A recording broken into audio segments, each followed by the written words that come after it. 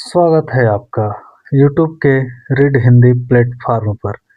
मैं संतोष कुमार एक बार फिर से पूरे जोश के साथ। अब ये जो क वर्ग है इसका उच्चारण स्थान क्या होता है? क वर्ग का बोल कर देखना है। कैसे देखना है? जब हम लोग किसी भी वर्ण का या फिर अक्षर का जब हम लोग उच्चारण करेंगे तो हम लोग के गले से हवा निकलती है, कंठ से हवा निकलती है और वह हवा जहाँ पर छुएगी, जहाँ पर छूने का मतलब है जहाँ मुंह के अंदर ही जहाँ पर जोर लगाएगी, हम समझेंगे कि इस व्यंजन का उच्चारण वहीं से हो रहा है। ठीक है, तो हम लोगों ने बोला क, क का उच्चारण किया क, तो हमने देखा कि मुंह से कंठ से हवा निकल रही है, मुंह में कंठ से हवा निकल रही है, तो कंठ को छू रही है और सीधे बाहर निकल जा रही है, कहीं कहीं पे इसका टचिंग नहीं है। बोल के देखिए, क, ख, ग, घ, ङ। तो यह हमने देखा कि यह जो इसका उच्चारण कंठ से होता है। किससे? कंठ से। तो यहाँ पे लिख देते हैं का उच्चारण कंठ से, कंठ से। अब बारी आती है च वर्ग का, तो बोल कर देखिए, च, छ, ज, झ, ञ। तो आपको महसूस हुआ होगा कि च का उच्चारण करने पर, च वर्ग का उच्चारण करने पर हवा तालु से टकरा रही है। तालु बोल के देखिए, च, छ, ज, झ, या। तालु से टकरा रही है तो इसको हम लोग बोलेंगे तालु या फिर तालव्य। ठीक है, तालव्य। अब बारी आती है ट वर्ग की। ट, ठ, ड, ढ, ड़। यानी कि आपने देखा कि जो ट है वह मुंह के ट का उच्चारण जब हम लोग कर रहे हैं ट वर्ग का, तो मुंह के मूर्धा वाले हिस्से को छू रही है हवा, वहां से टकराकर बाहर निकल रही है। बोल के देखिए, ट, ठ, ड, ढ, ड़। यानी कि मूर्धा, इसको हम लोग मूर्धन्य भी कह लेते हैं।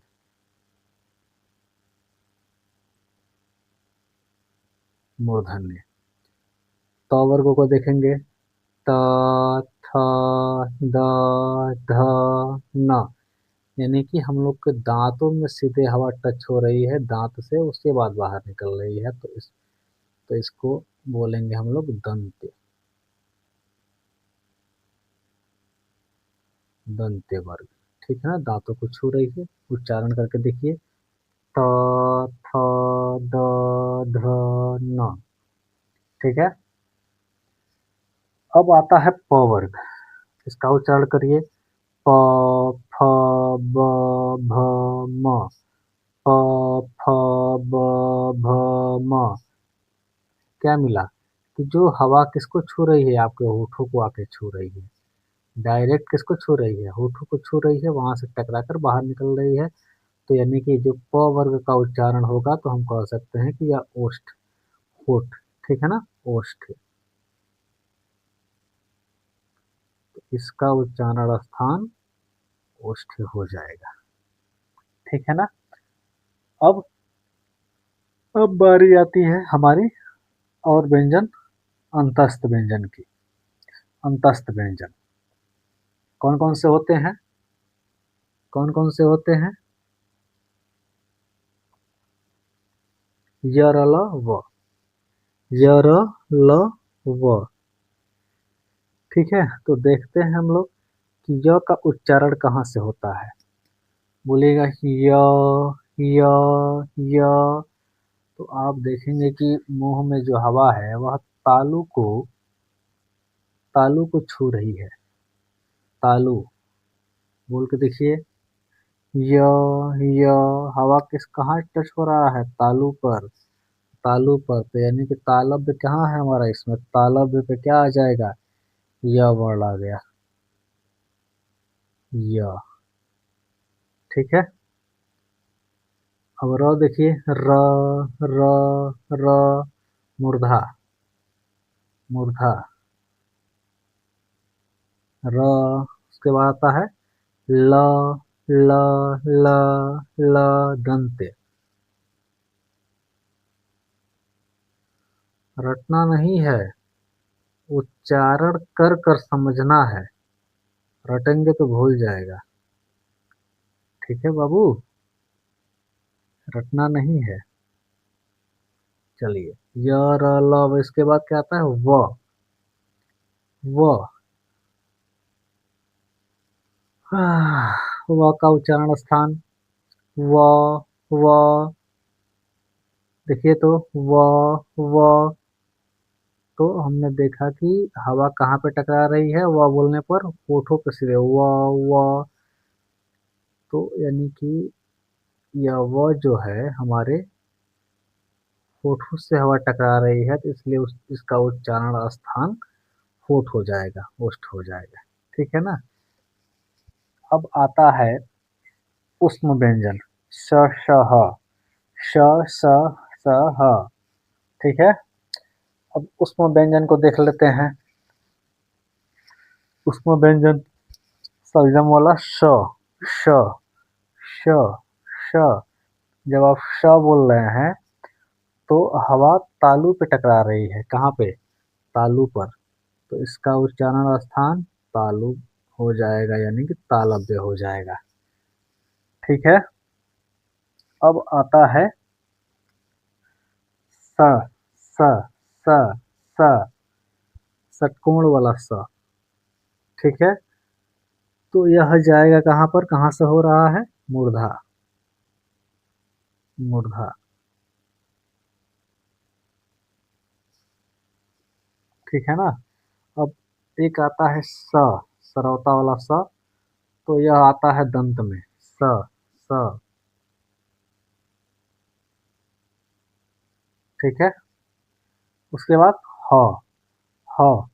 अब ह का उच्चारण कर रहे हैं तो हवा कंठ से सीधे बाहर निकल जा रही है, तो यह हो जाएगा हमारे कंठ में आ जाएगा।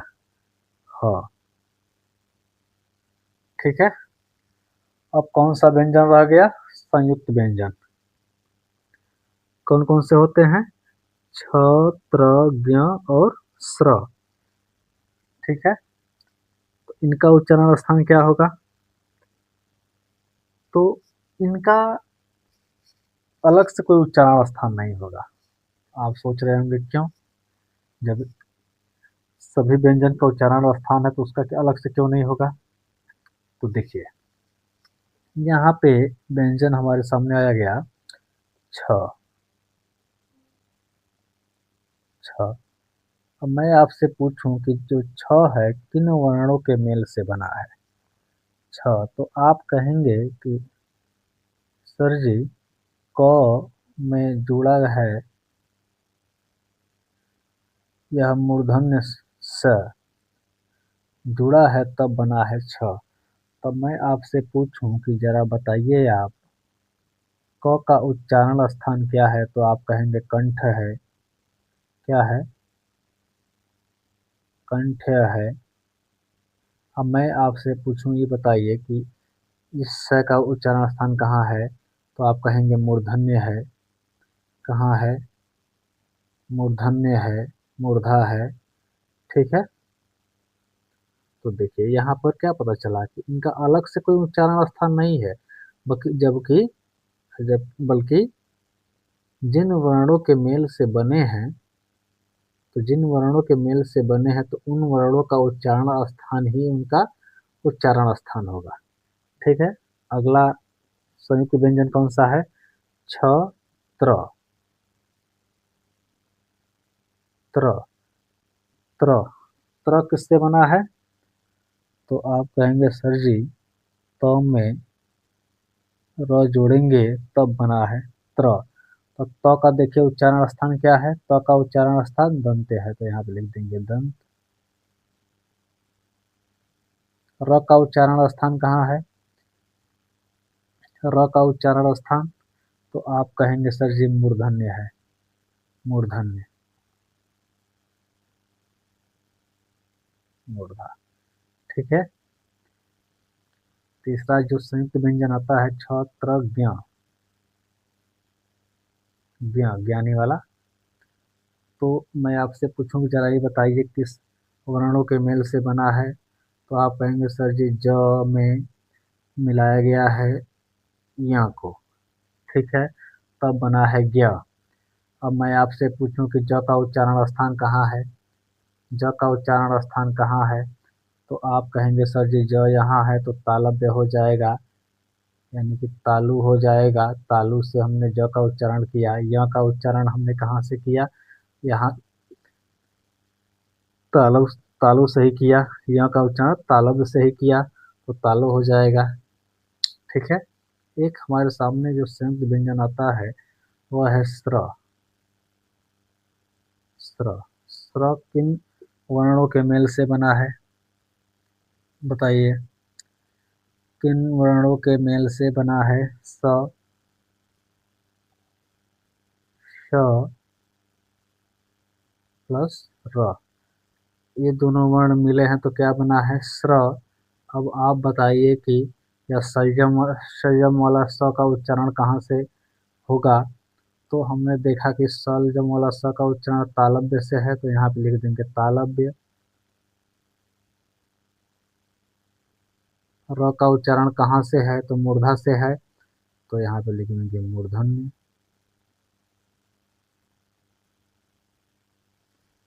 तो जरा यहाँ पे देखिए, यहाँ पे आपको याद करने वाली कोई बात नहीं है, आपने वर्णों का विच्छेद करके देख लिया तो पता चल गया कि इसका उच्चारण स्थान कहाँ है। और यहाँ पर भी कोई बात नहीं है, इन स्पर्श व्यंजन को क से लेकर और क वर्ग से लेकर प वर्ग तक स्पर्श व्यंजन, अंतस्थ व्यंजन और उष्म व्यंजन, ठीक है ना, हम लोग उच्चारण करके पता कर सकते हैं कि इनका उच्चारण स्थान कहाँ है। यहाँ तक बात समझ में आ गई। और कोई व्यंजन बच रहा है, तो चलिए अब स्वरों का उच्चारण स्थान देख लिया जाए अगले पेज पर।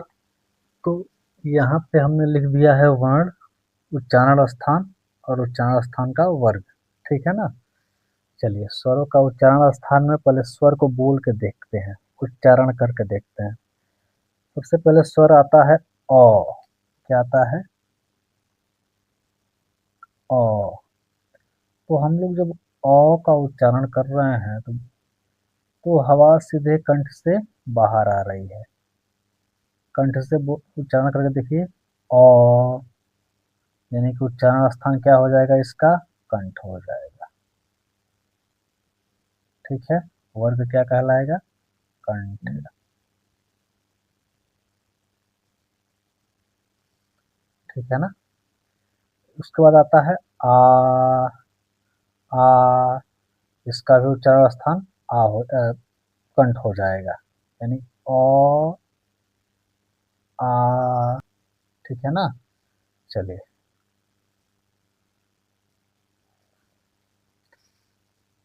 उच्चारण करते रहना है। उसके बाद अब इ, ई, ई, तो जब हम इ और ई का उच्चारण कर रहे हैं तो क्या पता चल रहा है, हवा कहाँ टकरा रही है, ई तालु पे जाके, कहाँ पे, तालु पे जाके टकरा रही है हवा।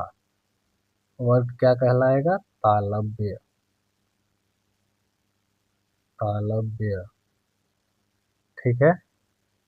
उसके बाद कौन सा स्वर आता है, उ, उ और ऊ। उ, ऊ। जब हम लोग उ का उच्चारण कर रहे हैं तो हवा कहाँ पे टकरा रही है, होठ पे। कहाँ पे, होठ पर। इसका वर्ग कहलाएगा ओष्ठ। क्या कहलाएगा? ओष्ठ। ठीक है। उसके बाद कौन सा स्वर आता है? री। री। री। री। री बोलिएगा। री। तो आप देखेंगे दांतों के ऊपर मूर्धा। मूर्धा। दांतों के ऊपर मूर्धा से टकरा रहा है हवा।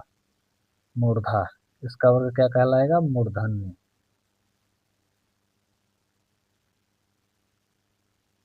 मूर्धन्य। ठीक है। उसके बाद कौन सा स्वर आता है? ए और ए। ए और ए। तो जैसे संयुक्त व्यंजन का कोई अलग से उच्चारण स्थान नहीं था, ठीक वैसे ही संयुक्त स्वर का कोई अलग से उच्चारण स्थान नहीं है। तो फिर आपके दिमाग में आ रहा होगा कैसे? तो जैसे संयुक्त हमने व्यंजन को देखा कि किन किन वर्णों से मिलकर बने हैं, वैसे ही हम लोग इन स्वरों को देखेंगे कि किन किन स्वरों के मिलने से बने हैं।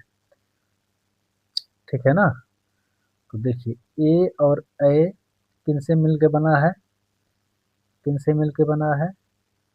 तो अ प्लस ई के मेल से बना है ए। ठीक है ना? ए। ठीक है ना बाबू? तो देखेंगे कि हम अ का उच्चारण स्थान तो कंठ है, तो लिख देंगे भाई इसका भी होगा कंठ। ई का उच्चारण स्थान तालु है, तो कंठ तालु हो जाएगा। बात समझ में आ रही है ना? कंठ तालु हो जाएगा। वर्ग में क्या आ जाएगा? कंठ तालव्य लिख देंगे। कंठ तालव्य। ठीक है ना? ऐसे ही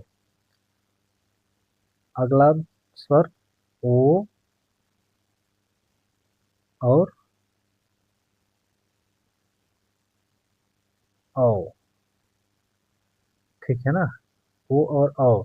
तो एक किन वर्णों से मिलके बने हैं? किन स्वरों से मिलके बने हैं? अ प्लस उ। ठीक है ना? औ।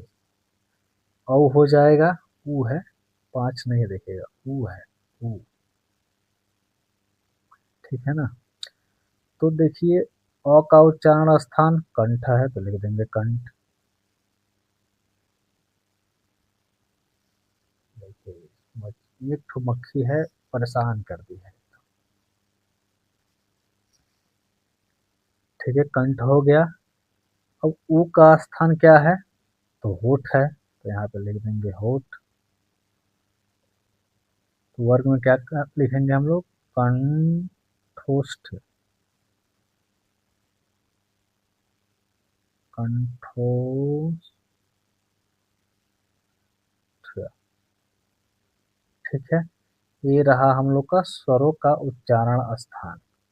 स्थान के विषय में कई जैसे बहुत प्रश्न पूछता है, हर कॉम्पिटिटिव एग्जाम में पूछता है, इसलिए उच्चारण स्थान को ध्यान पूर्वक, ठीक है ना, समझते हुए उच्चारण करते हुए याद रखेंगे। बात समझ में आ गई? चलिए अब आगे हम लोग चलते हैं, देखते हैं सघोष व्यंजन, अघोष व्यंजन, अल्प प्राण व्यंजन, महाप्राण। ठीक है ना? उसके उस पर चर्चा किया जाए। जो भाई इस चैनल पर पहली बार हैं, तो भाई मेरे साथी मेरे चैनल को सब्सक्राइब कर लीजिएगा। अगर मेरा सिखाना आपको अच्छा लग रहा हो, तो आपके सामने एक लाइक का बटन होगा, उस पर क्लिक कर दीजिएगा। अगर आपको लगता हो कि मैं आप लोगों के लिए मेहनत कर रहा हूँ, तो इस वीडियो को शेयर भी कर दीजिएगा।